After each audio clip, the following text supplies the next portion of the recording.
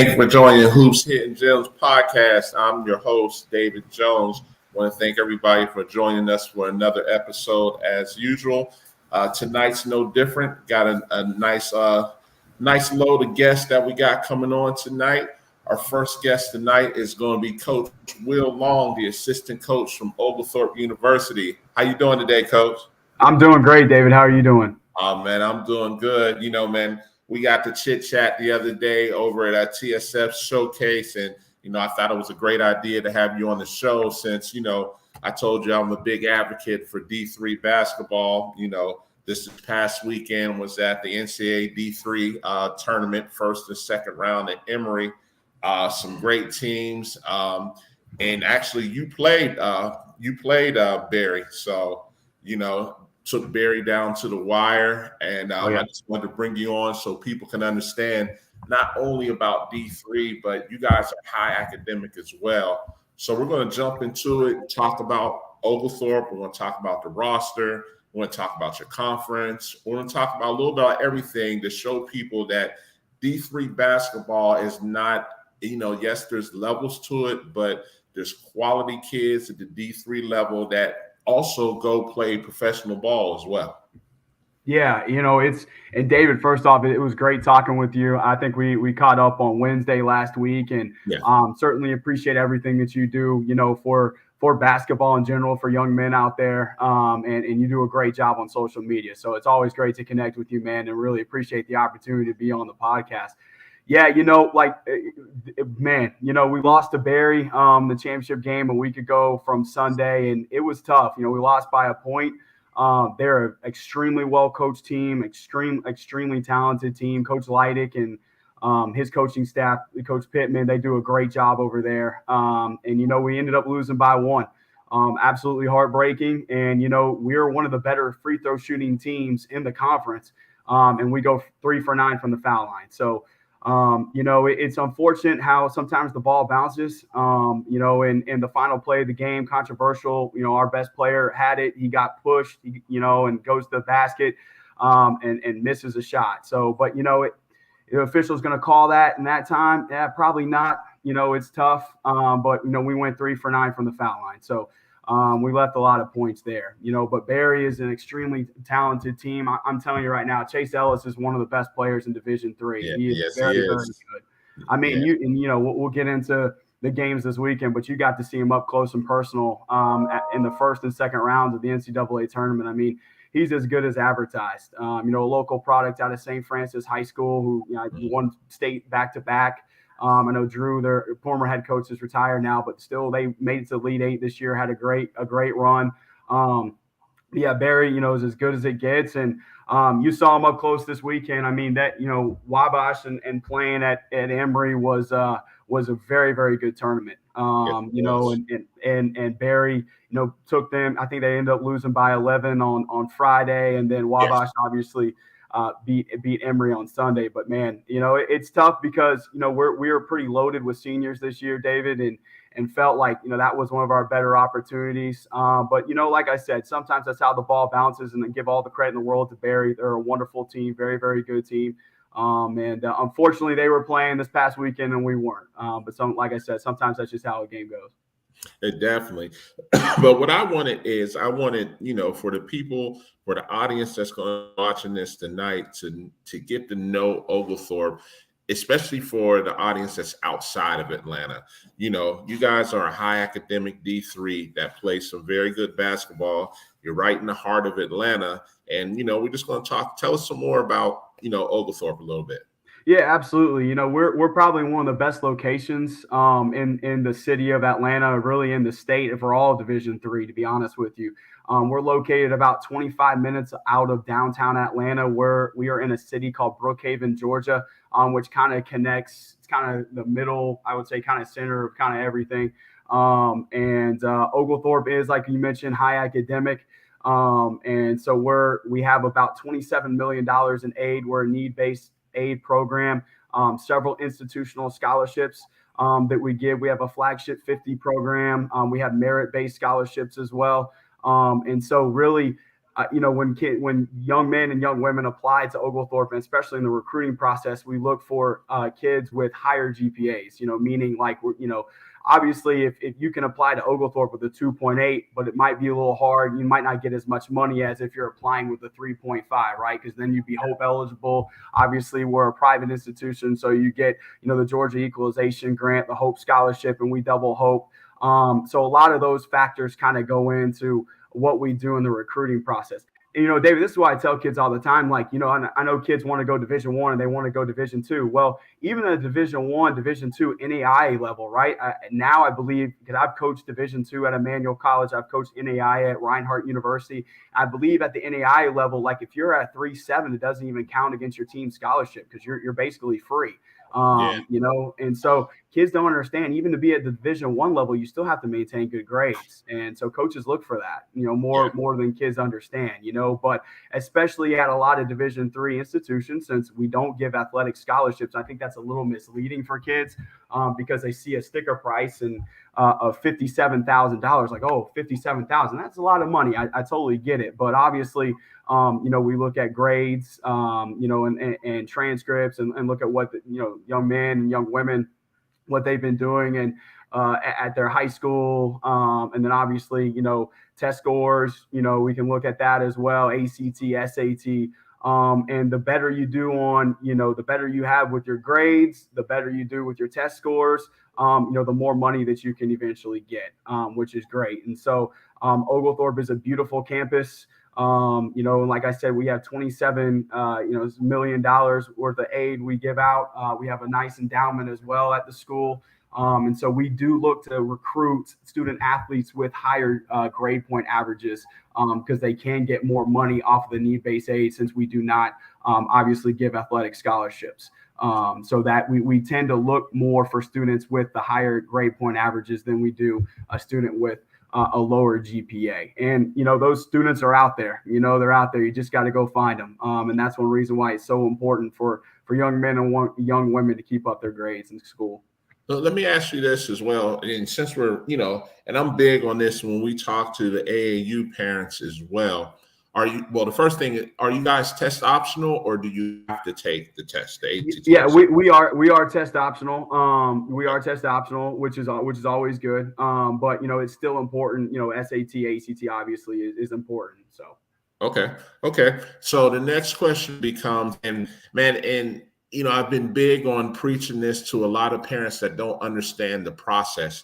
If I can come, hey, Coach Long, I have a kid that has a 3.6 or 3.7 GPA, and then the parents have took it upon themselves to apply for outside merit money. And let's just say they say, hey, we got a 3.7 GPA. Of course, the kid can play, they have somewhat interest to you as well. And they say, hey, I got, a kid that has $15,000, $20,000 in merit money outside of Oglethorpe.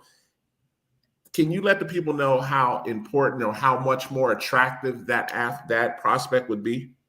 Absolutely. Well, it's nice. I mean, we would love to take a lot of kids like that, and really when you look at the GPA and what they do in the classroom and all that stuff, if you come in with a 3.7, there's other merit scholarships that you can get, right? I mean, we give financial aid up to 99% of the student population. So a lot of them are on aid. So it's really helpful because you'll get more money. So the more GPA, the better your test scores are. It can range, it can vary, right? So, with a flagship 50 program, you're looking at X amount of money, right? And then you add tuition, you add room and board on top of that, which at our school is around $15,000. So you get a certain number, you get money for just filling out a FAFSA. And so all that they'll have in your package, so the more you keep up, the more you have the better grades, the more money, you're more able to get. And so that helps us out tremendously as far as that goes, and once again, since we can't give the athletic money, that money helps us out tremendously with any student athlete, especially, if they're able to get, 10, 15 grand, that helps a lot. Exactly. And I brought that up because I feel like a lot of parents miss that opportunity to come into when you show interest to say, hey, well, we've taken it upon ourselves to help with this process, because, you know, the ones that are in the know will know that, you know, D3s, it has to be academic and merit based. Absolutely. And it helps too. And we've offered a couple of young men who have done this, student athletes in high school who are taking classes, at colleges, Yes. if they're AP, but then they're taking classes at colleges, that helps. That's tremendous. They already get college credit. So that helps tremendously. So you're honestly, just, I don't want to throw out too many crazy scenarios, but that's going to help you get even more money from a Division III school, whether it's us, whether it's, Piedmont, Maryville, Emory, right? Any, Rochester, whatever Division III school that might be, you're going to get more money, right? And so and for the parents to already understand that process coming in, Dave, that just makes our job so much easier. You know what I mean? It really makes our job a lot easier, and that's why we, be a good student, be good in the classroom, and good things will happen. And once again, especially at the Division III level, but still, Division I, Division II, they're still looking for all that as well. Absolutely. And that's why I wanted to touch on that. We even talked about the program because of how important that is. Like I said, yes, there's D1, there's D2, there's NAI, there's D3. But like you said, no matter what the level is, number one, grades are definitely important, but it makes it easier for the programs, especially if it's D3. Said when you coach at Emmanuel, if they can save on their budget and where it's half and half, you're even more attractive like that, Absolutely. Yeah, absolutely. And a lot of times too, especially when I was at the NAI level, there were partial scholarships that we gave when I was at Reinhardt. So a lot of young men and women don't understand that. Like, we can give partial scholarships and you get institutional money. Obviously the hope, and I've been at private colleges, so you get the GTAG, there's the Zell Milner, there's a list of different institutional scholarships. And there's also, the ones that are almost at every college here in Georgia, but, we match hope, and so that's really, really big. That's one thing that's really, really important with Oglethorpe, but, you can give partial. So a lot of the times, we can get partial scholarships because a young man's grades are so good. One young man I recruited that I got to Emmanuel, I believe he had over a 4.0. So he already got a ton of money. And so we didn't even really need to give him that much. So he almost basically went to school for free. So, those things are factors that are really, really important, which, I'm glad we're having this conversation because I want parents to really understand that aspect of it.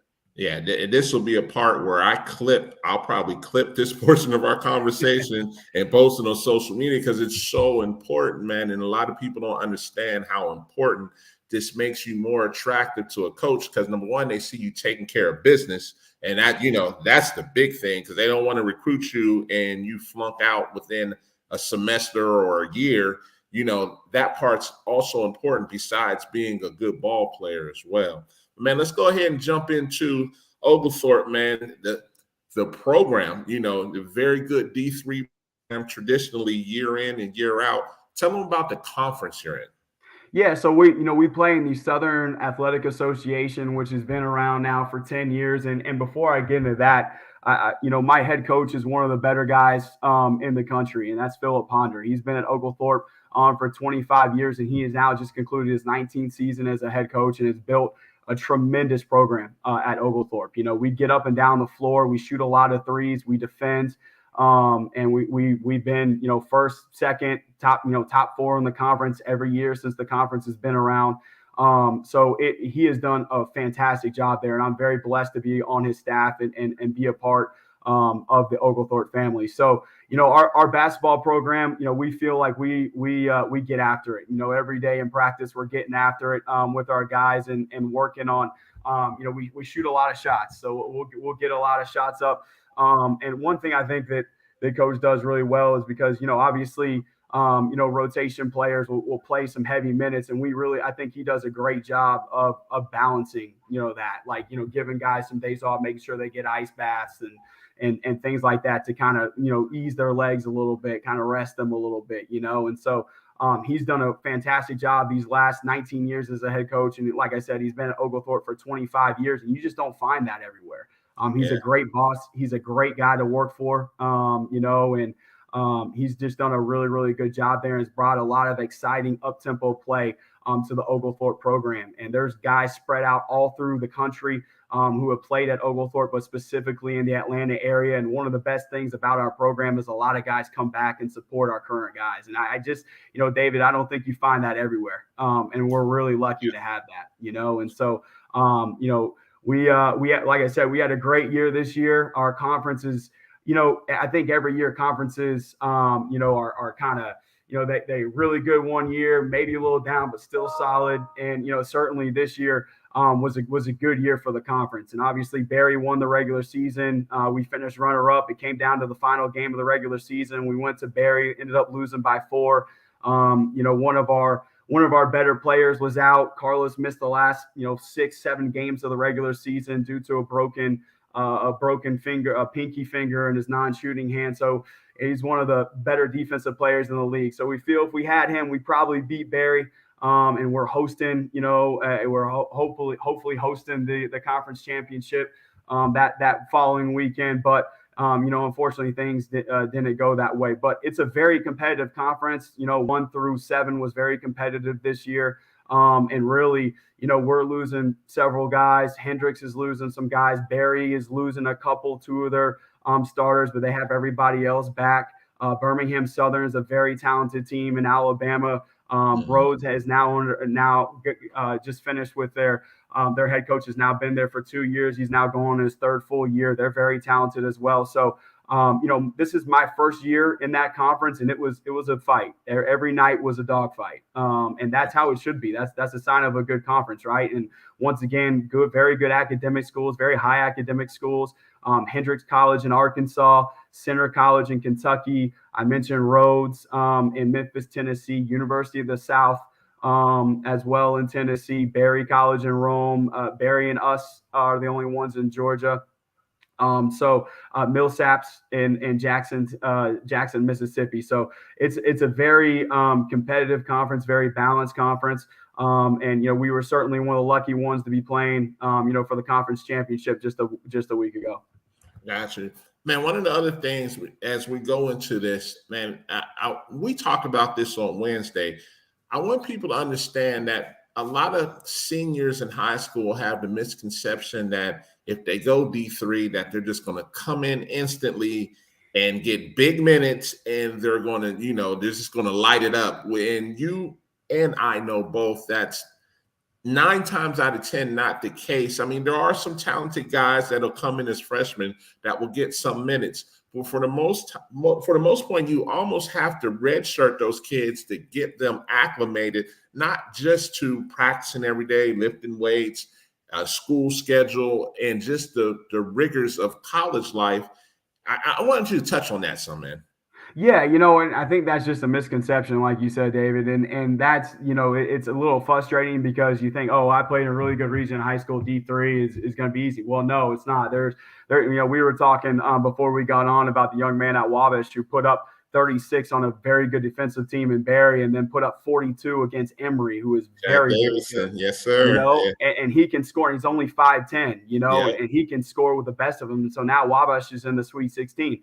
We have a young man, Demetri Chambers, who was player of the year in the conference, 2 years ago and finished first team all conference this past year, scored over 2,000 points in his college career. He's over 1,000 here at Oglethorpe, and he obviously transferred from Bridgewater, but he's from Georgia. And people don't understand the speed, the speed of the college game is so much different than high school, and so when we're going through practice the first couple of weeks, the freshmen are having to get used to that. It's physical, it's a very physical game. You drive down the lane, you're sometimes going to get bumped, you're going to get checked, right? And this is what happens. And guys think, oh, it's just because you're not playing, you're not playing in at Stegman Coliseum or you're not playing at McCamish Pavilion doesn't mean that you're not playing good, playing against good teams. There are very good teams in Division III. This year, I think there are 4 or 5 Division III schools who beat Division I teams in exhibition games, right? Yep. So, and you see that happen a lot. So whatever level you go to in college basketball, it's a major adjustment.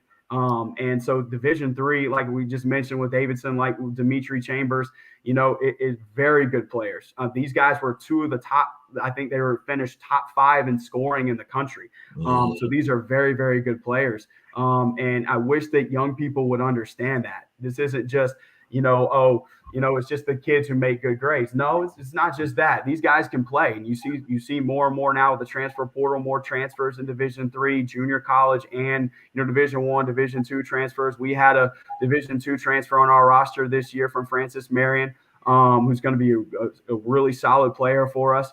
But yeah, I think the misconception is there a lot, and I hate that. But, I invite anybody, and you're an advocate for this too, David. Like, I invite anybody to come and come to one of our games at Oglethorpe, go to the NCAA tournament game coming up, and then this next weekend to go watch some Division III basketball. It's very, very high level.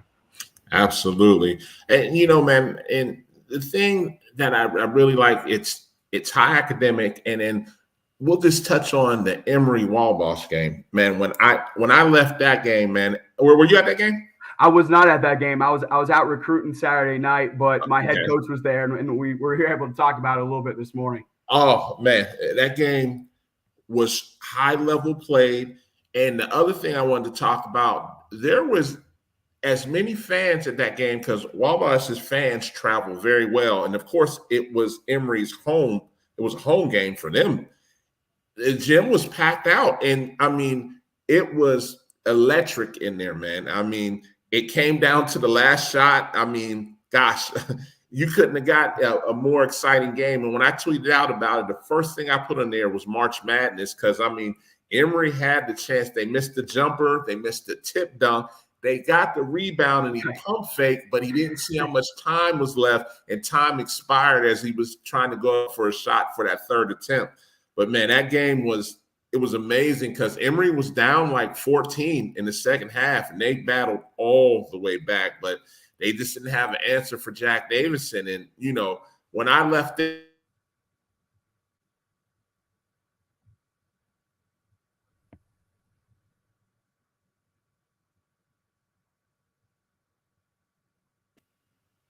you still there? Yeah, I'm here, Coach. Sorry about that. I don't know. I lost connection there for a minute. Sorry about that. No, you're fine. And so you're going to see more people, and I wouldn't be surprised you said there was 4 or 5 upsets. And if I'm not mistaken, I'm familiar with one of the upsets because there was one up in Virginia where they knocked off Delaware State. That was earlier in the year too. But that's not going to be something you'll see that number start to rise some more. And it's not, unfortunately, it's good for basketball, period, because it's going to validate D3. You know what I'm saying? It's really good for basketball, and like what we saw this past weekend, first round. And once again, we wish we were playing, but, Davidson's a very good player. And the young man you mentioned for Emory who took the shot, Matthew Schneider, is one of the best players. Triple-double. I think he had 30 in that game. Like 30, 15, and 10. It's ridiculous. And anytime, and I coached against him this year, and I know Coach Ponder, my head coach, has coached against him the last 4 years, but anytime that guy has the ball in his hand, you just know, you're like, oh, it's going in, right? He's that good of a player. And like you said, Emory had their chances and ended up losing by 1. That I would put Emory up there with any other school. I mean, they're very, very good. And the young man from Wabash is very, very good. And once again, you wish that people could see how good that is. And that atmosphere there, even though I wasn't there, I know it was electric. It had to be electric. And we've had, when we played Barry, at our place and beat them at home, we were one of 3 teams to beat Barry this year. And they, were top 25. I think they ended at number 21 this year or something like that. Like the energy and the electricity in those gyms was just unbelievable. And so, certainly people just don't have an understanding and don't really get what it is until you're there, and like you said, it's official. March Madness is officially here. It's here, and it's here to stay for the next 4 or 5 weeks. So we're really, really excited about that. Anyone who's a basketball fan, whether you're a coach, whether you're a player, or whatever, you're just really, really happy to have this time of year, because it's heartbreaking some for seniors and young men who don't have a COVID year left, but it's also just one of the most exciting times of the year. And certainly that tournament this past weekend, Emory, is the reason why we love college basketball. Definitely, man. So I just want to touch a little more. Tell me about an average day for a student athlete at Oglethorpe. What does the average day consist of?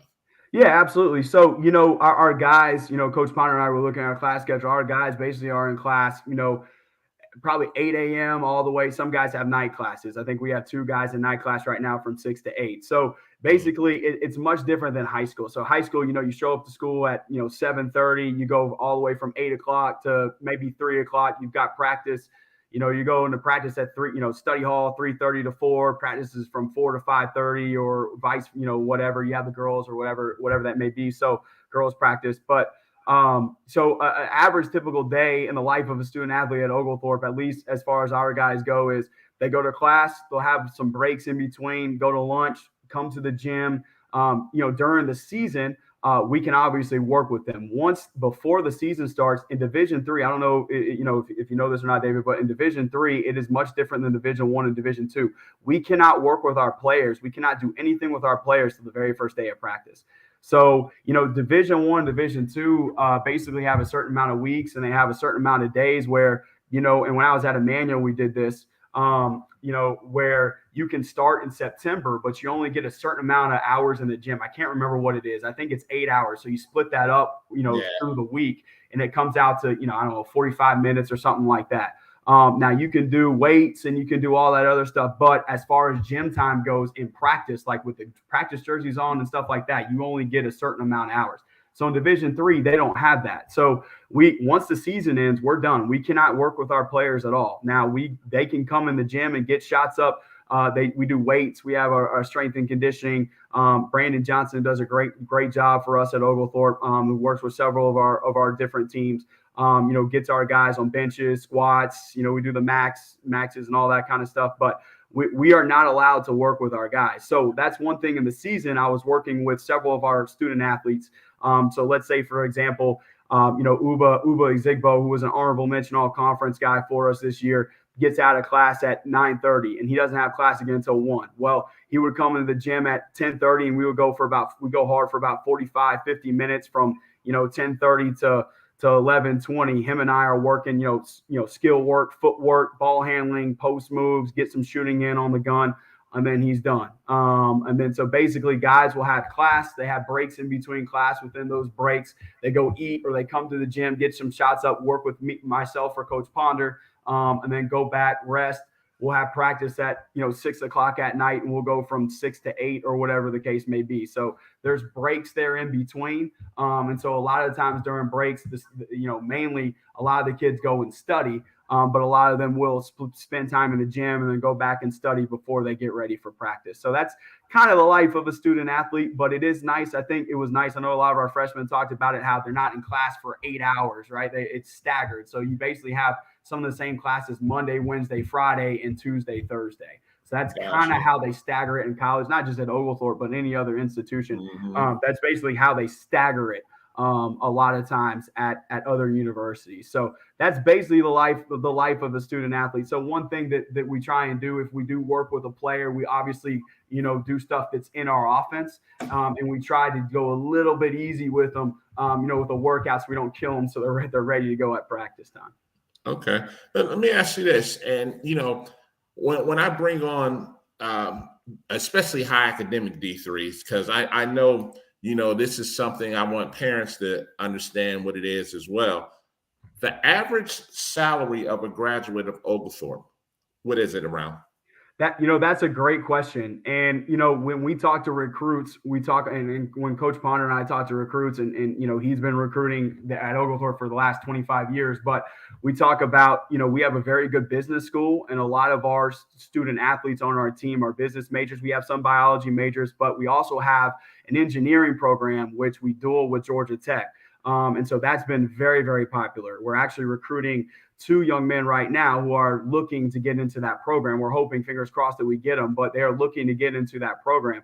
The average salary probably around $40,000 to $45,000 dollars, somewhere within that range. But you get to play basketball in a very good program for 4 years, a fun, fast pace where we shoot a lot of threes. We get a lot of threes up. And you get a really good education, and you're in the Atlanta area. Like, I just don't think I can stress that enough, is our location where we are in Brookhaven in the Atlanta area. We have internships everywhere. Our student assistant this year had an internship with Ernst & Young Oh, wow.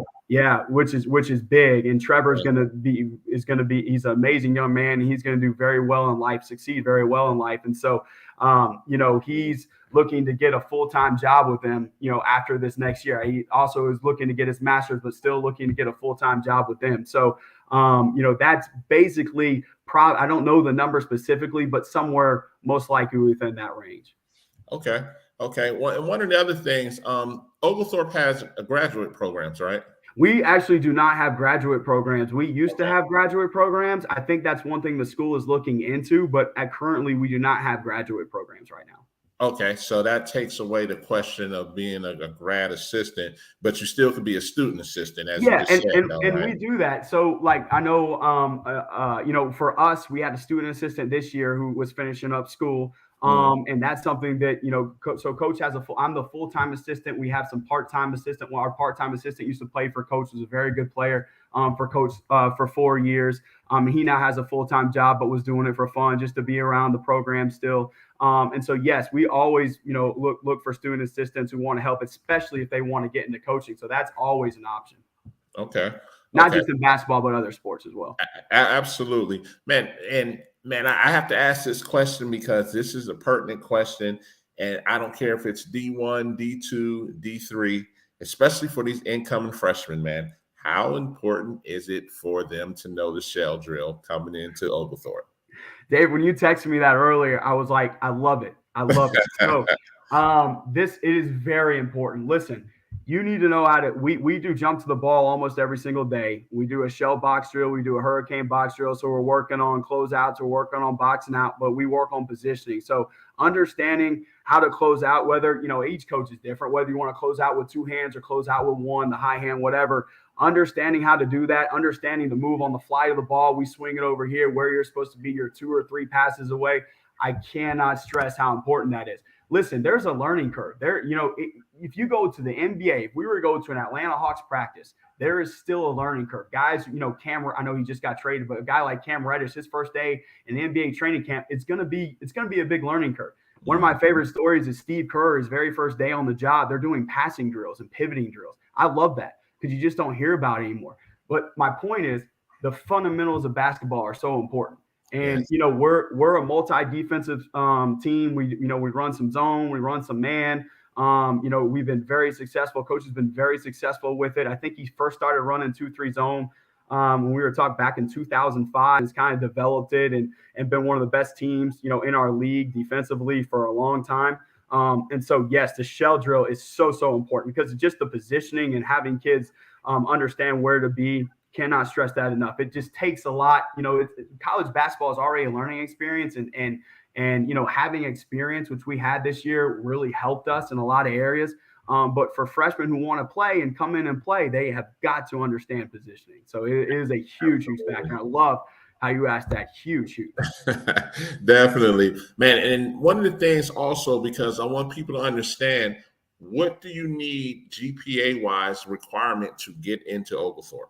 So one thing that, Oglethorpe looks at all certain GPAs, but like I said, the higher your GPA, the more, A that you're going to get. So, you can still have a 2.8, you might get in, but really anything over a 3.0, best 3.2, 3.3, 3.4, you're going to get some good, you'll get some financial aid money. You get the Hope Scholarship. You'll get the Hope Scholarship and some other institutional scholarships will be there. So it's really, the GPA obviously has a factor, but the higher your GPA is, the better off your package will most likely be. And I just want, man, I want to elaborate on package again, man. So, and I'm going to give a scenario, like for parents out there and students that are listening. If you're a 3.7 and above, you can get Hope, you can get the Zell Miller, and then, Coach, you can touch on whatever, Oglethorpe's merits are going to get, because once you get over that 3.7, 3.8, you're going to get some money. Now, it's even better if you're Pell eligible, but let's just take that out because Pell is, income-based. Right. It's income-based, and as you know, there's different levels to Pell. Yes. And so, as far as, with Oglethorpe goes, obviously, if you have a high GPA like that, Like I said, we have the Flagship 50 program, which you can go on our website and look at that. We have a merit scholarship, which gives you about $18,000 per year over about, I think it's 90% of our students qualify for that. So, wow. You get a higher GPA, and like I said, we are testing optional, but certainly some of that stuff helps. We also have the James Edward Oglethorpe Scholarship, which is a basically full tuition award, that really helps with some of that stuff as well. And like I said, the Flagship 50 is one of our biggest ones. So we basically with the Flagship 50, they take, for example, it's basically like, the University of Georgia is our, the state where we'll base that off of. So the tuition, you're looking at $12,068. At Florida, you're looking at $6,380. So we recruit both of those states pretty well. And like I said, the more you have, there's more, the higher your GPA is, there's just more money for you involved. And once again, the merit scholarships, like I said, with Oglethorpe, the $18,000 that you can get a year, the Flagship 50, depending on what state you're in and what GPA you have. In Georgia, you obviously have the Hope Scholarship, which is huge. And you mentioned Zell Milner as well. I've also mentioned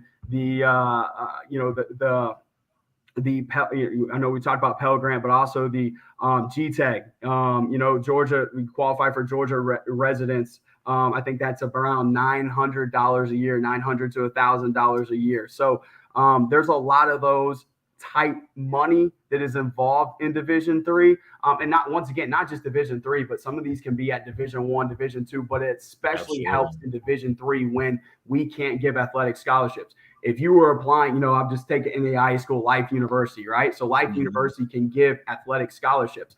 The higher your and once again, I think at the NAIA level, if you're a 3.7, you're like that, your scholarship money, like you're basically a free ride, right? Exactly. Because you are such a high GPA. So you can go out and get a junior college kid who is, at a 2.1, and you can give him more money because you're already at a 3.7. So your scholarship, you're basically, you sitting on the bench doesn't affect the other scholarship money because you are so high. And so that's one thing it's really, really important about having that high of a GPA. And with us, you're going to get a significant amount of money. And, like we say, it's 57 that adds of the tuition this year, $57,000 to go to Oglethorpe. That's just the sticker price. That doesn't mean that's what you pay, but the higher the more GPA that you have, the more money that you'll get. And, it comes into the package, which our admissions team gets together, and they'll be able to give you something. It takes, I think, 2 weeks, once you apply, they look, I think it's about 2 weeks they give the turnaround time for. And so they let you know in about 2 weeks about your acceptance. I got two more questions, man, before we wrap this up. So basically, you would be more inclined to take a guy like that, and if he had to take that red shirt year, it's not a big deal, because that's giving him a year to get acclimated. That's giving him that time, to get used to academics. And then also, like you said, to work out, to practice players, all that good stuff as well, man. And, I tell people that's not a bad thing, whether you're at D2, D3, or NAI, if it's not costing them any money budget-wise. And I know we're talking D3, so they still have to earn their merit money anyways, but it's a good look to say, hey, you're going to come here, you're going to work out, you're going to get red-shirted while we get you acclimated to practice and get you ready, because probably we all know the way it's going now, especially with junior college, most freshmen are 1 to 2 years away from getting on the floor. Absolutely. And, the thing is, too, like, you got to go where you're wanted, right? And so, like, if it comes down to us and it comes down to Life University, and once again, I'm just throwing institution, it comes down to us and another institution, right? Let's just say Reinhardt, Life, schools that give athletic scholarships, maybe North Georgia, right? And so it comes down to that. But, you've been on a visit, you love the campus, your parents love the campus. but you know that maybe it might take you a minute to get acclimated. You have an injury, whatever happens, it might take you a minute to get acclimated. There's nothing wrong with that, right? And and we see you every day in practice. You're helping to get our rotation guys better and all those type of things, and we see you playing, then absolutely, especially if your grades are there, then why not, right? So your grades are there. And here's the thing too, I haven't really get, parent plus loan, right? There's scholarships for public school students as well, right? So I know some of that stuff is interest based, but you get a package, and let's say you have to pay $10,000. Well, there's also some of these other loans that we can do for you that would help get that person here to Oglethorpe or any other Division III institution. So yeah, I mean, it's always, I'm always in favor sometimes of redshirting a young man, especially one who you think is going to be an impactful player within the next 2 to 3 years who could really help your program. And especially, like I said, to start this question, go where you're wanted. And I think a lot of kids don't do that these days. They want to go, sit and listen. If they want to sit at the end of the bench of a high major Division I and never play, it's up to you. But like me personally, if I were being recruited, I want to go where I'm going to play, right? And so that happens all the time. That happens at every level, that you recruit, right? And some of those kids go somewhere else, and so that stuff happens. But yeah, I think sometimes coming in and listen, it's a big learning curve for freshmen. And we have some very talented freshmen who have some minutes up for grabs next year, and Coach Ponder and I are very excited about, who got a lot better because they were in practice with guys who have played college basketball for 5 years. Right. And so that's big, Dave. Like that's big. Right. And so we want guys like that. And they learn, they're in the gym, they're hungry to get better, they're asking questions. And those are some of the big things right there. Definitely, man. Hey, man, I can't thank you enough for coming on the show tonight, man. We have another guest we're going to bring on, but man, I'm already going to be at the Oglethorpe games. I mean, I was at the post-grad game that happened to be, because we could talk about that court. That court is nice, man. I love that court. I was like, oh, that thing is nice. Anybody that's watching the show, Google Oglethorpe's court. Their court is nice. That black floor, I love that. And that's actually, I mentioned Coach Ponder been there for 25 years, and that's all his doing. He wanted a black court, and it's kind of funny how that story happened real quick. He basically, TNT, I think in 2000, I don't know if you remember this, but 2012, 2013 had the Dunk Kings. Yes. And so they came, and it was awesome. It was an awesome event, but they scratched up the floor. And so it was, they were basically going to pay for it. They had the insurance, they were going to pay for it. And coach is basically like, hey, let's go ahead and get a black floor. So that's basically the Cliff Notes version of it. You might kill me if I told that story wrong, but that's basically the Cliff Notes version of it. So, and I've asked him, I believe that is the only true black floor in the country. I know Oakland has part of theirs is a black, Central Florida, but it's like there's one more. Paul Quinn University. But yeah, it's one of the few, definitely. I think it's only 2 or 3 besides. Yeah, it's very slim, man. It's like 2 or 3. So it's definitely, my first time in there coaching, it was weird. It took me off a little bit, but I love it. It's just seeing it takes you, you're like, oh, where the lines are, everything's a little different. And when guys first come in there, they got their camera phones and take a picture of it. So every recruit we bring there, they always take a picture of it. The parents love it, they love it. So it's definitely a nice selling piece for sure. Definitely, man. Hey, man, you're a part of the family for the show, man. Next year, before the season starts, I'll bring you on, man. I'll probably at some point have Oglethorpe's women's coach come on as well, man. And Alex is a great guy. Great guy. Yeah, definitely. And like I said, I've had UAA, so I've had Emory's coach, assistant coach on. I've had you on. I've had Coach Pittman on from Barry. Great guy. So, I've had a number of D3 coaches on because I want people to know about D2, D3, NAI. Like, these are the other options besides just that D1 or bust mentality, man. Right. And David, I appreciate it. Once again, like I started out this podcast, man, you do such a great job for getting people noticed, helping out young men, young women, and getting, all different levels noticed, because it's not about one level or the next. It's about all different levels, because there's so many kids who can play at all different levels. Absolutely. And then they go junior college, we can get them Division twos, Division ones, whatever it may be, but it's all about giving young people the opportunity. And certainly this is a great platform. I really appreciate it. Thank you for letting me talk about the wonderful institution I work at. And I get to go. I have the best job in the world, one of the best jobs in Division III in the country. And so under one of the best head coaches in the country as well, a great guy to work for. So I really appreciate the opportunity of you letting me get on here and explain a little bit about Oglethorpe and about our financial aid and our endowment a little bit, our financial aid, and everything like that, and our institutional scholarship. So I really appreciate the opportunity, man. It's been a blast. Oh, definitely, man. And I know I'll be seeing you at some of these live periods as well, because I see you everywhere anyway. Everywhere. Everywhere. I'll be at Southern Hoops on Sunday, man. I'm sure you'll probably. I'll be there too. Yeah, I'll be there. I'll be there. Absolutely. Okay, man. Well, I'll see you on Sunday, man. Okay. Sounds good, David. Thanks, man. All right, appreciate take care, Will. You take care, man. All right, see ya. All right. Coach Long, man, I'm telling you, you guys keep sleeping on D3 basketball, and that's men and women. I want to be clear on that, because there's some good D3 women's basketball as well, just like there's good D2 and good NAIAs.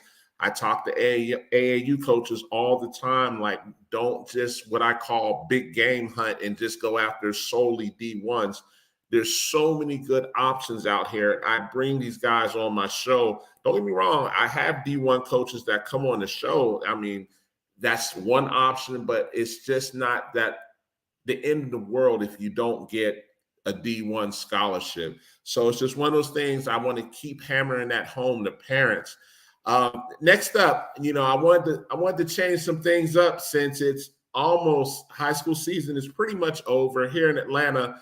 State championships are going to be this weekend, and in a lot of other states, state championships just wrapped up the past weekend.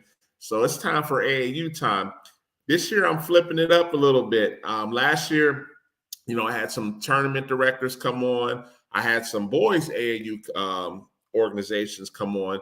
But this year, this is going to be my first one on the girls' side. And if you guys don't know, I advocate girls basketball just as much as I do boys basketball. And when I was introduced to this good brother right here, man, we just hit it off, and I was like, hey, man, let me bring you on the show so you could talk about your program. And our goals align with what we're trying to do for kids to get them to the next level. So I'm going to bring him on right now. He's not in Georgia, so you guys know I'm outside of Georgia all the time. I'm in a number of different states. So I just want to bring him on. So for folks that are not familiar, you guys better get noticed. So it's a situation where he's out of Texas. And with being out of Texas, you guys, great basketball, really, really good basketball. And, a lot of times people sleep on the basketball there. I got Coach Arian Bates. How you doing today, brother? Doing well. How are you? Thank you for having me. Oh, man, I'm good, man. Man, my sisters live in Houston, and we talked about that as well, man. So I'm in Houston a number of times, but, I knew about the boys basketball, but once I got, familiar, and I started out with Louisiana, and then once, everybody's like, hey, man, you need to check out Houston. I was like, well, I knew of Houston having some good girls basketball, but, man, when you start educating me to the number of really good prospects in Houston and Texas, period. I mean, I knew about Duncanville's girls. I mean, yeah, they're really good. Right. Just the overall basketball culture in Texas, especially on the girls' side, there's some really good programs, man. But, man, I wanted to bring people on, and I have an for you because you go independent, man. With you being independent, we run an independent program as well on the boys' side. And, we got to talking about independence, what you can do just as well as some shoe teams, man. I said, man, I wanted to bring you on and just, prop up your program and just talk about some of the things about what AAU can do for some of these kids that don't get the high school exposure. Definitely. Well, again, thank you for having me on. Well, AAU gets, I think the first thing a lot of parents, AAU gets a very, very bad rep. And, there are some great organizations and there are some not so great organizations. I think everybody, is aware of that. So, our biggest thing is wanting to educate parents, especially here in the Houston area about, how important AAU is, how vital it is to an athlete's recruitment. High school coaches they do a lot to help girls and boys and athletes get to that recruitment, talk to college coaches, things like that. But the summer, I know for basketball for sure, the summer is really where a lot of athletes' names are made. It really is. So the importance of that is being with the right program, playing in the right tournaments, being on the right stages, on the right courts. I mean, all of that is vital. And so we set out to really try to, educate parents as much as possible, and dispel some of the myths that, if it's not a Nike EYBL, you can't go to college, type of thing. So, we are, as you said, we are an independent organization. Independent meaning we do not have shoe sponsor backing. But what that independence allows us to do is we can go play whoever we want to play in the country, with no contractual agreements to have to be in certain places. And so, the Nike EYBL obviously is the premier of the shoe companies. They are the premier circuit. They have a lot of top teams, but in my opinion, last year the best team in the nation was Sports City U out of Ohio. If we were on yes. Yeah. If we were on the circuit, we wouldn't be able to play them. But we were able to play them last year. We were able to travel to go play them. The last couple of years, we were able to play Team Takeover, which is with 2 years ago, 2019, they had 4 or 5 All-Americans. Everybody should know Adrian Reese is, was the dog on that team. Last year alone, we played 4 EYBL teams, 2 Under Armour teams, and 3 Adidas teams. Yeah. So the freedom of being independent allows us to go out and just find the best talent, go play the best talent, put our girls on, showcase our girls. We tell our girls all the time, look, those college coaches, they might be here to see XYZ player. Go take their scholarship. We go out there and we go compete. And that's how we're able to, thrive and succeed. It's not easy. It takes a lot of building, a lot of relationship building. But once you get to that point, there isn't anything any different other than a logo between our program and a circuit shoe sponsor program. And man, now I'm glad you just said that. So for people that don't understand, a lot of people have the misconception that, okay, you're not Nike, you're not Three Stripes, you're not UA, that you're not going to play in good events. And will you please elaborate on how there are college coaches that run for the Roses and all these other live period events that are independent? Yeah, definitely. And I think the not only are there college coaches, those same EYBL teams, they're there too. Because the EYBL, for girls, for those who don't know, a lot of people who are familiar with the boys basketball, the girls have 6 live period sections. So they have one in April, one in May, and then 2 weeks in July versus, the boys being limited to just 2. So the circuit teams, shoe sponsored teams, they don't have tournaments each of those live periods. So those circuit teams have to go to different tournaments as well. They're in the same tournaments just like we are. So it's the colleges understand where talent is. Everybody has that saying, and everybody has heard that saying, if you're good, they'll find you. There's a lot of truth to that. They will come. College coaches are at every tournament that we're at. When we play, we've been able to establish our name to a point to where we have 10, 15, 20 coaches at every game.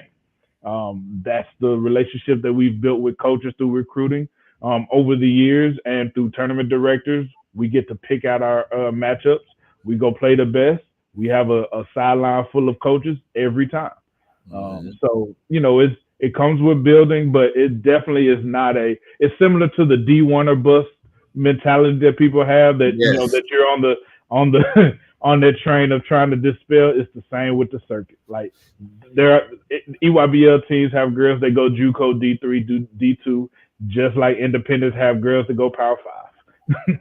And that's a great point, man. And when we first started talking, man, we were on the phone. My gosh, for a minute, because we were saying the same things, man. Mm-hmm. And it's just dispelling these rumors. Now let's elaborate and say this as well. Like, people have to understand, when you go independent, yes, there are some really good independent teams, but there are independent teams that just they choose to play local, and they don't play in big events.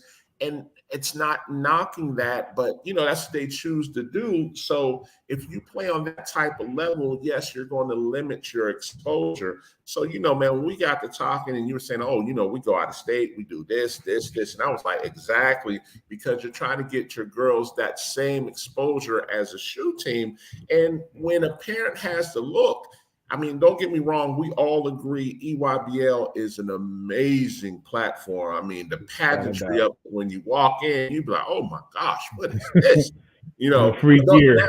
Now, let's not get it twisted, because Run for the Roses, the biggest events in the country. Oh yeah, they roll out the red carpet too. That's what I'm saying. So, people have to understand, and like you just said, like, people say, oh, I'm EYBL or I'm Under Armour. And I'll even speak from the boys' side. Like, we have On the Radar here in Atlanta. Like, in July, the first one in July is one of the biggest ones. And usually, Under Armour will be here in July the same time as On the Radar. Well, when they get done playing up there, they shoot right on over to On the Radar and play some independent teams, because they know there's going to be a slew of coaches over there. So they're trying to get maximum exposure, just like the independent teams are as well. Exactly. And that's the name of the game, the exposure. And, parents, as you stated, there are a lot of independent teams that are just local. And that's where, we try to tell parents all the time, no matter whether, even if it's a shoe sponsor team, you want to do your research, because there are some shoe sponsor teams who are at the bottom of that circuit year in and year out, and they don't get the same exposure as the number one team in the circuit year in, year out. I mean, you got to do your research. Regardless, you got to do your research. And like I said, we all know there's traditional powers on the shoe teams. We all can name, like, the Arkansas Mavs. We can name the Carolina Flames. We can name the WPA Bruins out of Pittsburgh. Right. Some really, like, FBC's another big one. Yeah. So, I mean, we can name the traditional powers. They're going to have a loaded team pretty much every year. Year in, year out, for sure. Yeah. We know that. But like you said, there's some bottom teams where they're going to be hit or miss. They're going to be good one year. The next year, they're going to be like, Yeah. I think I lost. Totally understand. Like, is it worth playing on that team or play on a really good independent team? And as you know, y'all go to an independent event, they're getting right. I mean, it's just like a D1 school. I tell girls all the time, you can go to UConn and you can go sit on the bench for 3 years, or you could go to a smaller school, maybe even a D2. You could win a national championship, get a lot of playing time. I mean, I liken it to the exact same thing. I mean, it's the same as when we're talking to girls about college. Go to what fits you. Go to a good fit. Exposure is important. So go do your research, ask questions, go to a place that's going to maximize your exposure at the end of the day. That's the most important thing, maximizing your exposure. Absolutely, man. And so when we talk about your program at the Phenom, Texas Phenoms, you guys are getting ready to kick off this month, right? Yeah, so we kicked off March 1st. I got some girls in the gym working out now. Like we're full steam ahead. We're rocking and rolling. Our first tournament is in April. So we're ready to, get prepared. It's for a lot of these girls. And this is not just our program, this is nationwide. There hasn't been a spring live period for girls since 2019, since before COVID. Yeah. So you're talking about, even our juniors would have been freshmen, eighth grader, you know what I mean? And most freshmen weren't on the main stages at that level, their freshman summer. So this is new to everybody, to a lot of girls, this is new, so we're ramping up, trying to get everybody prepared, for that first April, that April live period, because that April and May live period are the most important, because that determines who's going to follow you in July, So getting our girls prepared for that is where what we're currently doing now. So let me ask you this question as well, because it's coming on the girls' side, and you're going to have to adjust just like mostly everybody else. Like on the boys' side in June, everybody shut down for a high school team camp. Mm-hmm. And so I know Georgia is really pushing for a girls' team camp on to the level of how they do it on the boys' side. Like, everybody knows that is a basketball head. Georgia and Texas have the best team camps in the country on the boys' side. The team camp up in Duncanville, everybody knows about that one, just like everybody knows about the team camp here at Lake Point. Like last year, we had close to 200 coaches on the high school team camp. And the first thing I said to myself, why don't they have this on the girls' side yet? You know what I'm saying? And it's kind of like they're behind. And I'm just hoping, the state of Texas, because I know they have to approve it from the NCAA level first, and then the states can come down and say, okay, we're going to do it now. But, man, so on the boys' side, that's the reason why there's a less number of AAU events, because they get that high school team camp in June. Right. And some schools, some states, with us being Texas, Louisiana is a bordering state. So we get a lot of girls from Louisiana too. So, Louisiana, they have their high school June. Like a lot of our girls in Louisiana, we don't really see them a lot in June because they're with their high schools. We take teams ourselves to college team camps. Okay. We put teams together, and we take them to camps ourselves. If they're not doing they've started doing summer off-season high school stuff here as well, at a smaller scale. But we started putting teams together. We've been doing that for years, just taking them to a couple of camps. U of H is here. Houston has a ton of schools in the surrounding area. So we'll go to U of H, TSU, different schools like that have teams. Texas State has camp. And kind of like their elite camp, something like that. Yeah. Their elite camp. So, and they'll have high school teams, and they'll have, it's open to anybody. So we'll put a team together, and take them out there as well. Got you. And so, and I'm going to speak on my end, and I know we share the same common goals. Like for us, I know one of the big things from the AAU side, we make sure we have transcripts. We make sure everybody has to have their NCAA clearinghouse ID to play live period. But we also go as far, especially for whatever 17U team it is, and they're graduating seniors or going from junior to senior, we make sure they have the NAIA clearinghouse ID number as well. So, we're big on, social media for Twitter. So all of our kids have everything. So if coach likes what he sees, of course, they go to Twitter to see what they're looking like.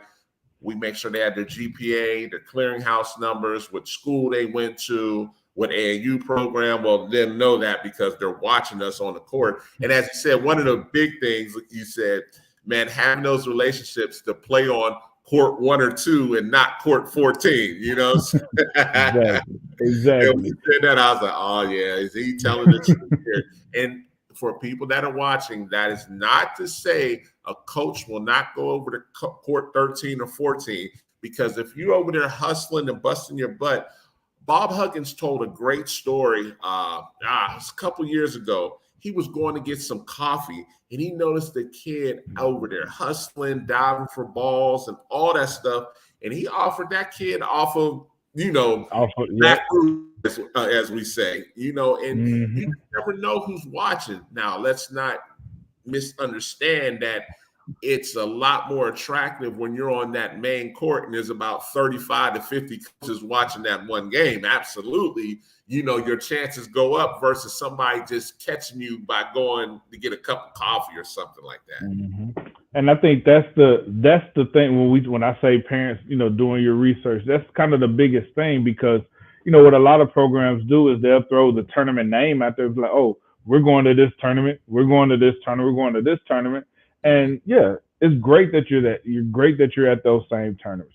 But what parents don't understand is there's divisions. There's there's a high level 17U, and then there's basically an intermediate 17U. There are levels to a lot of things. So it's not just about going to the tournament.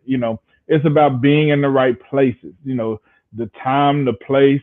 If you're playing, a lot of times if you're playing the real early or the real late game, a lot of coaches on that last day, they've already left. They're gone to that, that next tournament. Or if you're on court 56, cool. If you have those relationships with coaches, they can say, hey, coach, this is where I'm playing. That's one thing. But if the coach that you're playing for doesn't have those relationships, doesn't know college coaches, you're on court 56 in the back, there is a chance you could get missed. There's a chance you could get seen, and there's a chance you could get missed. But if you're on court 1 or 2, you're going to get, those eyes are going to get laid on you. If you're on those main courts, and they have the main courts for a reason, you're one of the showcase players, you're one of the showcase teams, and coaches are coming to see you. And that's the major difference, being with the program that has showcase ability.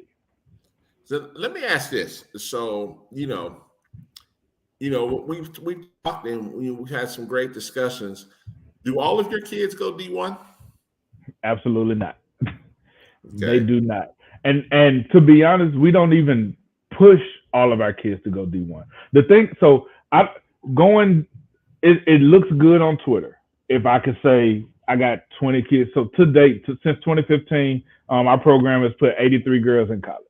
It would be great to say all 83 of them were D1, but that's not the case. But everybody's not a D1 player. But here's the problem with that. People don't understand how much of an achievement, man.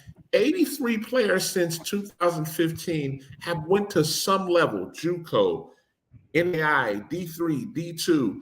Man, we didn't have any D1 players last year, but man, I mean, we got a kid right now that we say with pride is starting as a freshman at NAI school. I mean, that's huge, man. I mean, yeah, we had some killers that went JUCO, and sure, when they come out of JUCO, they're going to be problems, but man, we celebrate them just like we celebrate anybody else, because at the end of the day, man, if you can have near 100% placement rate for your AAU program, man, you know as well as I know. Do you remember who you beat 2 years ago by 25 or 30? No, man, don't nobody remember that, man. No, but they're getting a free education. And, the major difference, major difference, and it's a free education is a free education. But I tell my girls all the time, you're not boys. You don't have a chance to go get $1 million scholarship in the NBA. Like, that's not in your realm right now. They don't offer that for us. So it's about an education for you. It's about getting a free education so you can, for a lot of these girls, this is the only way out of a lot of situations they have. A lot of these girls are their first generation college graduates because basketball was the tool they were able to go get a free education. A lot of these girls aren't able to pay for college. So it's about a free education for us. And that's all it's about. The numbers of the D1, D2, to be honest, it looks good, it sounds good, but I would never push a girl to go to a D1 just so I could say I have a girl at a D1 if that D1 is not the best fit for them. Because you're going to be in the transfer portal next year. Exactly. Especially the way it is now. And if you look at it, you can look at a lot of organizations And a lot of the girls that they're toting because they're D1, D2, they're D1s and high Power 5 majors, a year later they're in the transfer portal. And everybody has their reasons, and I'm not knocking anybody in the transfer portal, but when you prioritize level over fit, that's what you get. You get 1,000 girls in the transfer portal. We prioritize fit.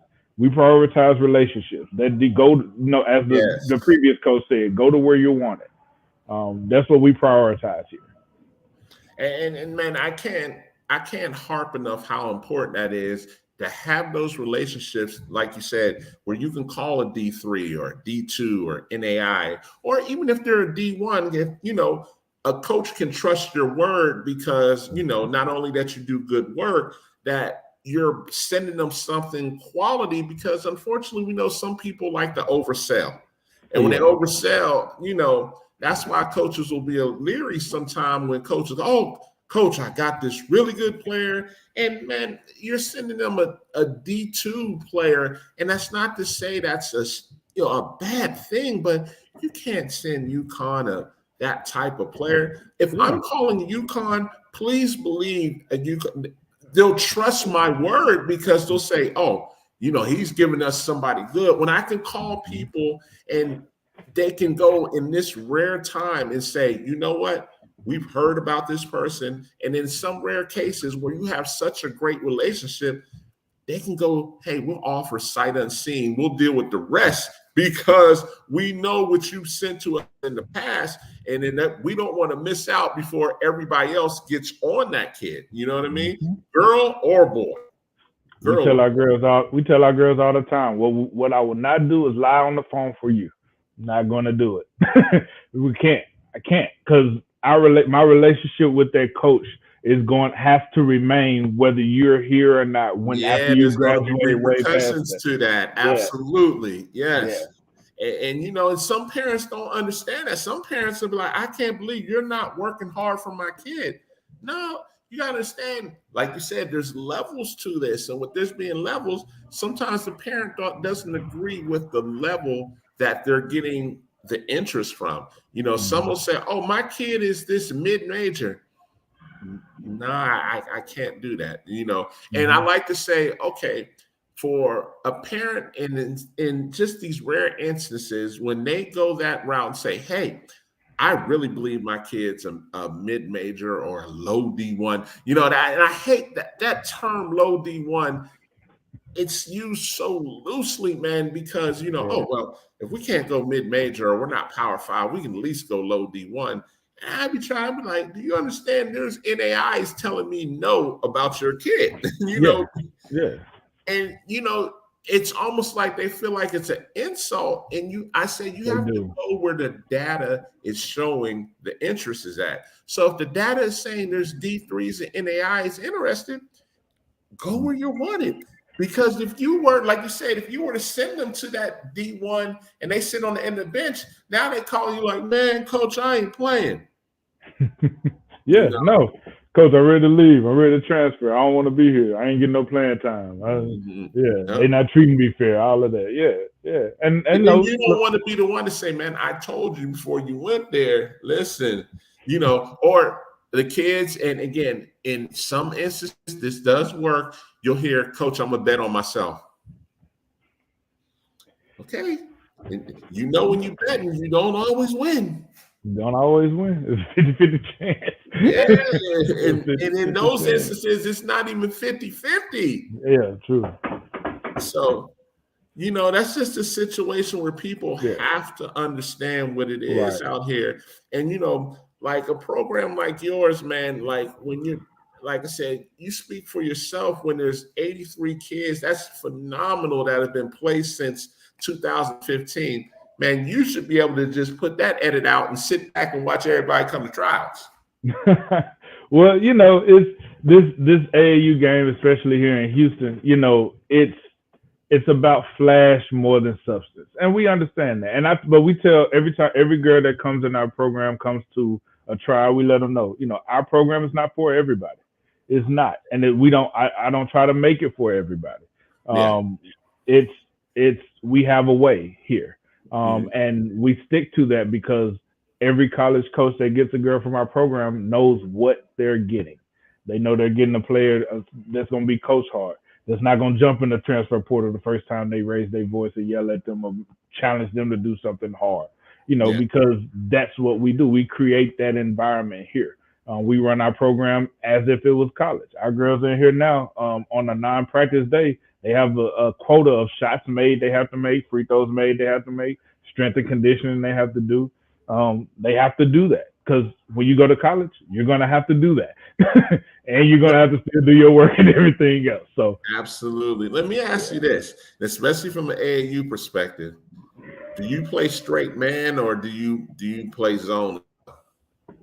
So we are a full court pressing man team. Now, there are matchups where we may need to play a zone, depending on a personnel or matchup or whatever. We tell girls all the time, I mean, we don't like to play zone, but if I need to play zone to win the game, I will. In a situation where if you got Michaela Williams out there, okay, listen, we might have to go, a box of one or a triangle and two and work it out. Yes, but you're teaching those college principles outside of those situations, to play man, because when they get to college, that's what they're going to do. It's amazing. And I actually saw, a college coach say this on Twitter, and then the guest you just had was mentioned. It's amazing, even when we get girls. It's amazing how many girls just don't know basic man principles. Just don't know basics. Just the basics that they don't know. Like, because they're talented, they just go out there and play. And so we really try, and nobody's perfect, but we really try to get them as college ready as possible, coming from us. And we don't just because you're 6'3", 6'4", that doesn't mean you're a center. We don't, whatever you will play. If you're 5'11" and you're playing post in high school, you're not going to play post for me because you're not going to play post in college.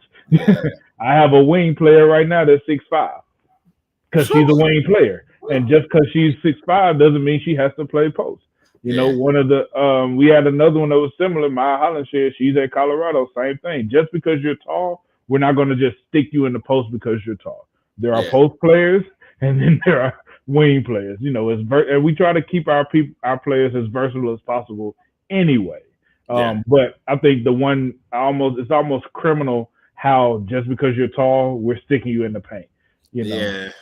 And so it's so funny because when I talk to coaches and you were listening, I asked the same question. I don't care what level it is, because I think it's on us and high school coaches to continue to teach this.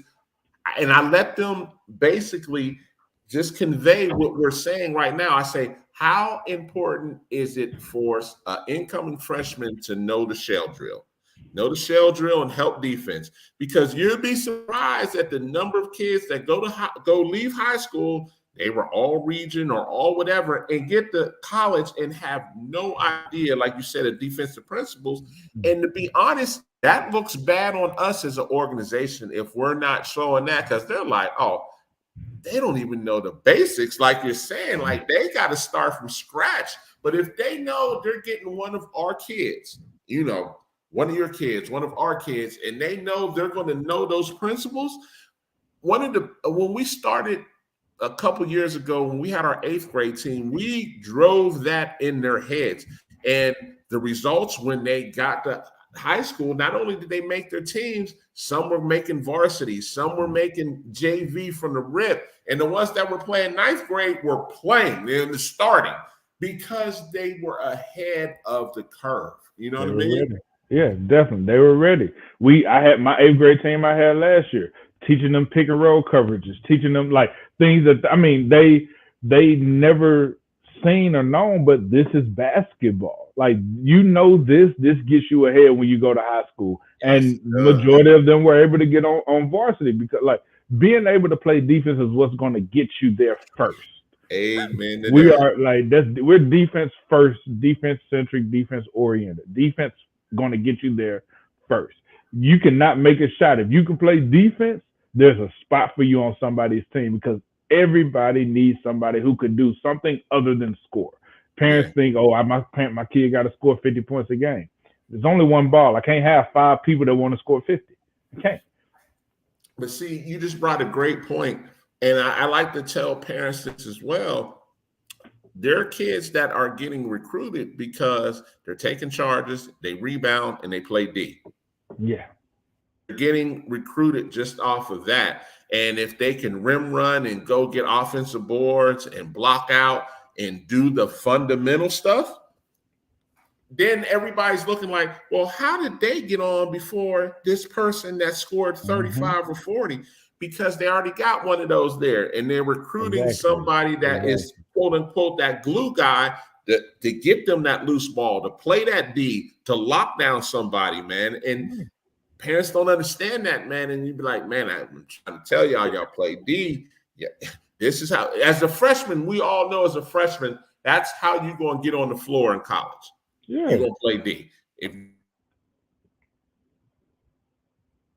3 shots in a row, you sat me down, because as soon as you hit them, you're giving up buckets on the other end. Mm-hmm.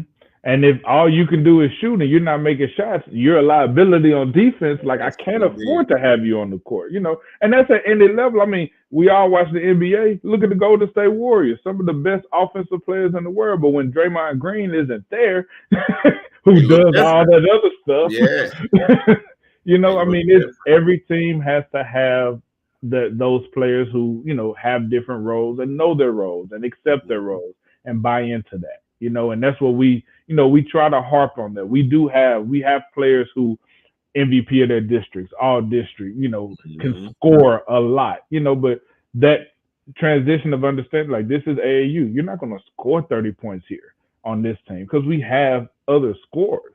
10 to 12 points on a high level AAU is just like 30 in high school. Yeah, you understand that, man. And like, if you got 3 or 4 4-star kids and you averaging 11, 12 points, 8 rebounds, and 7 assists, like you said, you're on a high level team. Coaches understand if you're hitting for 40 on a high level team, they're going to say, okay, what else does that player do? Yeah. And if you say, well, they hit 40 every night, okay, what else do they do? Or they're just going to say, let me see the film. Instead of asking, say, let me take a look. Let me see that full game film, because I want to see everything. I want to see their mannerisms. I want to see if they play defense, if they're getting people involved, if they took 50 shots to get that 40. Like, you could score 30 and 40 points, but if you're taking 40 and 50 shots, you're not efficient. Exactly. How efficient are you? You hit it right on the head, man. And, there's one other thing, man, I just want to touch on as well, and especially for a program like you, man, like, people don't understand, like, for AAU, it's not, okay, well, you're here, I'm going to holler at you. Like, we check up on our kids when they're in college, We try and go to their games, especially if they're local. Jeez, yeah, we try and go to the games. We like to bring our kids to those games and say, hey, that was you all 2-3 years ago. That was him, so they can get an understanding of, oh, if he did it, maybe I can do some of the same things. We'll have those guys come in and say, hey, man, listen, you follow the script, you can get on. Definitely. I have to say that what was built here, there was 2 brothers, Derek Johnson, Coach DJ, and Byron Cooley. There's 2 brothers who started this program. What they built, the foundation that they built, the culture that they built, we truly are. We have a saying that says "Phenom family," and that is, a lot of people use that phrase, family, this, family, that. That is what we truly are. Girls, from girls staying at the houses to, we drive hour to pick girls up from practices. I talk to our girls in college regularly, like weekly. I'm talking to them. I pay for ESPN Plus so I can watch as many games as I can. Like, we stay connected. And in the summertime, the benefit, all our girls come back. They come in this gym and they're working with our current phenoms, and they're working and scrimmaging with them and, mentoring them and, helping them out, being big sisters. We truly, try to cultivate that family atmosphere, and it pays off because I say it all the time. Me as a man coaching girls basketball, the girls take what I say differently than they would from somebody who was in their shoes, one of their peers who looked like them. So when these college girls come back and they just impart that wisdom in them, telling them what's expected at that next level, telling them some of the mistakes, that they made, and just being that putting that arm around their shoulder, like, look, this is what it is. This is what it's going to take. That helps them. We tell our girls all the time, like, in June, we were talking about that June kind of off period where there are no tournaments. Yeah. In June, our girls scrimmage our college girls regularly, twice a week. We tell them all the time, you will not find a high school player in the city better than this college girl. You won't. So that gives them confidence. We're playing against these college athletes twice a week. Now, when July comes, you've seen everything. You've seen all of these moves. You've seen bigger players, stronger players. Like, so that prepares us to go out and be able to play the top teams in the nation that have the 5-star All-American recruits, because these college athletes that we just played are the exact same. Yeah, because they're coming back to practice with you guys. They're getting some work in. Exactly. It's twofold. They get to stay in shape. They get to work out. They get to, to stay ready. And we get to benefit from going against them. Our girls get to benefit from going against them day in and day out. And, iron sharpens iron. You know how we grew up. We had to go play grown men on the park. That's kind of what we simulate. You go play somebody better than you. Go play somebody older than you. Go play somebody that's going to knock you down. That's how you get better. Gotcha. Yeah, man. And, and last but not least, man, and I know you have to be big on this as well. How much do you check up during high school season to make sure their grades are right as you're sending this, this film off to coaches, man? Listen, I probably get on high school coaches' nerves. Like, I communicate with high school coaches. I communicate with parents. Every time the either progress reports or report cards come out, I want to know. We try to make as many games as we can. Thank God for NFHS. I can watch multiple games. But no, because what the girls don't understand a lot of times is the questions that college coaches, they seem to highlight. So cool, they're interested. The next question they ask me, what their grades like, what their test scores like, what their character is like, are they coachable? Like, these are things that highlight doesn't show. So I can't go. I tell girls all the time, you have to be recruitable from jump in the classroom. That's why we have a computer lab here at the gym. So you got to get your homework done. You got to get your study work done. Like, you have to be recruitable from an academic standpoint first. Or else I don't care how good you are. Like, coach is going to say, Coach, I can't even bring them on a visit because the GPA isn't high enough. Yeah. So, absolutely, man. And man, you're checking off all the boxes, man, to make you what I call one of those blue blood programs. I mean, you're getting kids in school. They're staying in school. You're constantly getting them to the point where they're recruitable athletes, man. I mean, you're staying in touch with them even during the high school season, because we all know there's some work with you, and there's some high school coaches that may not care for you as well. Definitely. And that's just one of the things. That's what AAU is supposed to be about. And for you guys that are probably watching, we both know it's not AAU. We understand it's grassroots and travel basketball. Club ball. Chop my head off about us calling it AAU. It's a term we all use within the community. But the biggest thing about this is, man, I picked up quickly that you were about the kids, man. And, with you being about the kids, I rock with anybody that has the kids' best interest at heart, man. Likewise. And I appreciate everything that you're doing on both the girls and the men's side. And just for the game of basketball, we need more advocates, especially for girls basketball, but we need more people to help bridge the gap, because there are, I think, over the years, and you can attest to this probably a lot more than me, the talent nationwide has just grown. Yeah. And that is a part of the reason why that level of D1, D2, D3, that like it's more D1 is more D1 talent than there are D1 spots. Exactly. So they have to trickle down somewhere. You know, so I think with the level of talent that's out there and with that stigma of shoot circuit, you know, team, all of this, there's a lot of, as your podcast is named, hidden gems that need that extra boost, need that help, need those extra eyes and all the help that we can get to get those players and those athletes that exposure. Look, I'm here for it, and I appreciate everything that you do for the game. Man, I appreciate you, man. And, you know, like I said, this is for the game, man. And, you know, because, you know, when you go to these events and, you know, it may be a team out of the middle of nowhere and you're like, who is that young lady? Why haven't I heard about her? And, you know, to be quite honest with you, there are some young ladies that, you know, I end up tweeting out about, and then I get about 8 or 9 coaches that'll say, where's she at? Where's she from? Yeah. Because she's not in Houston, she's not in Dallas, she's not in Austin. She may be down in Corpus Christi or Brownsville. You know what I'm saying? Yeah, out in the boonies somewhere. Out there, you know, where people will be like, no, I don't usually get down to those places. And you know, like you said, it's relationships where you're like, hey, I saw this one and you may need to co-sign.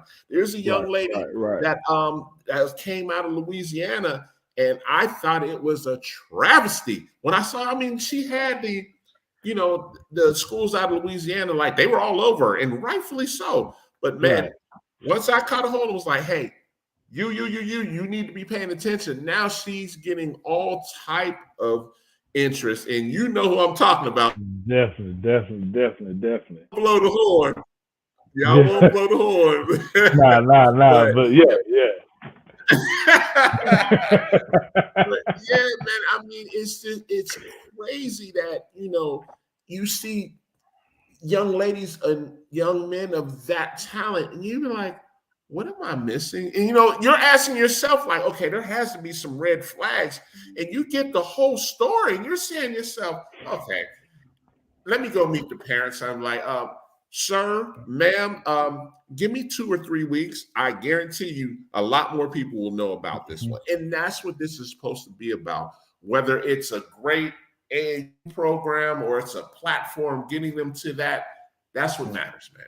Right. Definitely. And, you know, just to real quick to piggyback back off that, there are any college coaches watching, please trust your eyes.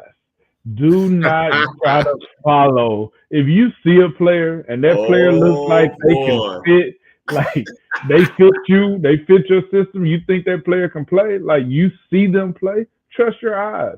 Because a lot of times, you know, wanting to see if they've got all these other offers, it could be the same situation. Man, like, don't get me on that. You know, that's their first question. Who offered? Who offered? Why? Yeah. Do you want to offer? Like, do you want to offer? Exactly. Man, boy, that's a whole other podcast. It is, man. Man, because, you know, man, that's just a situation where everybody wants to go with who's hot or who's in right now. And like you said, you missing out on that hidden gem. And you be like, I'm trying to tell you before everybody else gets on to say, hey, I put eyes on her, because, man, a lot of these prospects, what means a lot to them is that first school to say, I believe in you. Exactly. You know what I'm saying? But, you know, some of them have the gall to come in extremely late. They'll come in extremely late. And you'll be like, oh my gosh, like you're waiting till now. And then somebody told you back in October, and I get you're going through your recruiting process. Any school that's listening, I'm not here knocking that. But when some of these young ladies and young men that are, in our eyes, no-brainers, and you're like, okay, what am I missing? Why is this person not getting the attention and the love and at least the eyes on them? And you just shake your head like, well, that's somebody's job right there, because the head coach finds out you had the opportunity to get that person in October and November. And didn't. Oh, yeah, you're going to have to answer to that. Because I mean, recruiting is all, and the good college recruiters understand this and know this. Recruiting is all about relationships. So the quicker I can build that relationship with that player, it doesn't matter who comes. UConn could come calling. If I have the relationship, if they feel comfortable with me, they'll choose me over whoever comes because it's about relationships. Now, there are outliers, obviously, but yeah, it's about relationships. That's what the best recruiters are able to do, build those relationships. Absolutely, man. I couldn't agree with you more. Hey, man, we could go another hour if we take it down to it, man. But, man, I appreciate you coming on because I wanted to flip the script this year and start bringing on more girls AAU coaches as we're getting into the season. I'm going to have tournament directors. Of course, I'll have the boys AAU on as well. But like I said, I advocate for both sides and I want to live it as well. And, I'm going to bring on some more girls AAU programs as well, man, because the girls game is evolving and it's some really quality basketball that people don't know about. Your average fan is, oh, well, girls don't do this. And I'm like, man, you haven't watched girls basketball in a while. You haven't. I mean, there's even when they come to dunking. I mean, there's an eighth grader in Houston right now that's close. Like she's almost there. And there's girls. I mean, we've seen the South Carolina girl. I mean, there's excitement. I've always said girls usually shoot better. They have better skills, individually because they can't rely on athleticism. And now they're getting that athleticism. Yes. Like it's not the girls that I used to play in high school. I can tell you that. It's not those girls at all. No question about that. Man, I appreciate you so much, man, for coming on, man. And for you people, man, and real quick, man, hey, for you people out in the Houston area, if they want to get in touch with you and if they're interested to get to know you more, how can they reach you, man? So our website, TexasPhenoms.com. You can go to that website. It has all of our information on there. It has, information about the program, information about our past girls, alumni. The Texas Phenoms on all social media, Facebook, Instagram, and Twitter. Reach out to us. Come find us. Our gym that we use is called the Hoop Spot. It's in South Houston, 8484 Scranton, right by Hobby Airport. Come find us. Come work. Come take a look at the culture that we've built. I guarantee you, we tell any parent, you step inside this gym, it's going to do one or two things for your child. They're going to decide if they really want to play basketball or not. I know that's right. Hey, man, when I get up there to see my sisters, and I'll be out there real soon, man, you already know I'm coming to check you out, man. Come see me, man. I got some surprises for you, too. Come see me. I already know. From what I saw already, I was like, oh, yeah, I know he got some monsters. Definitely. Yes, sir. Man, I appreciate you, man. Man, I'm going to be in touch with you probably later on this week, man. For sure. Man, I appreciate you coming on, man. You have a good one. You too, man. Enjoy. Thank you. All right, man. Coach Arians, man, I tell folks, man, when you meet people like that are genuine and on the same page as you, have them in your corner. Be able to reach out to those type of people because those are the people that are going to have your kids' best interests at heart. That's going to do it for tonight. Real quick before I jump off, I was at the D3 first and second round of the the NCAA tournament this past weekend. Phenomenal. I got introduced to Wabash College, and listen, they are the modern day Hoosiers. They run their offense to perfection. They play really good basketball. I saw Berry College that plays some really good basketball. Emory, I call Emory the Duke of D3. And then there was the team, I actually saw them play 2 years ago when I was in North Carolina, Averett University. When I say that team plays with heart and determination, they had 3 starters at 5'10". And when I was looking, I said to myself, man, they about to get ran out the gym. Little did I know they were tough. They were scrappy. They were quick. They didn't back down. And Emory goes like 6'7", 6'6", 6'5" on their front line, and they did not back down. I wanted to stand up and clap for them after the game because they lost. I think it was like 65-60 or something like that. Great game. And those guys laid it all out on the floor to the point where, you know, when I did the post-game interviews with those guys, I mean, you know, the kid laid it all out there. You know, he was trying not to cry. The coach was ready to cry. And, you know, because when you have a team that lays it all out on the line for you like that, man, let me tell you something. You can't ask for more than that. This weekend is going to be I'm all over the place. I'll get to check out Phenom post-grad on Friday. Saturday, I'm going out to Augusta to see the NCAA first round of the D2 tournament. And Sunday would be my chill day, but my son has AAU tryouts, so I'll be running all over the place this weekend, but I wouldn't have it any other way because I love this game like that. And this is not something that I'm, you know, I got to do this and I'm not looking forward. I love what I'm doing. So we're going to have another great show next weekend. I got some more coaches that, you know, are going to come on, especially with the season being over. You're going to start seeing a lot more of the head coaches and assistant coaches start to come on because now they have time to talk some more about their program. So we will be next week. It will be at 6 p.m. From 6 p.m. to 8 p.m. instead of 7 to 9. I know we came on a little bit later today, and that was to, you know, get everybody that was scheduled, get them on. So we will see you guys next week. Thank you for tuning in to Hoops Hitting Gems. You have a good week.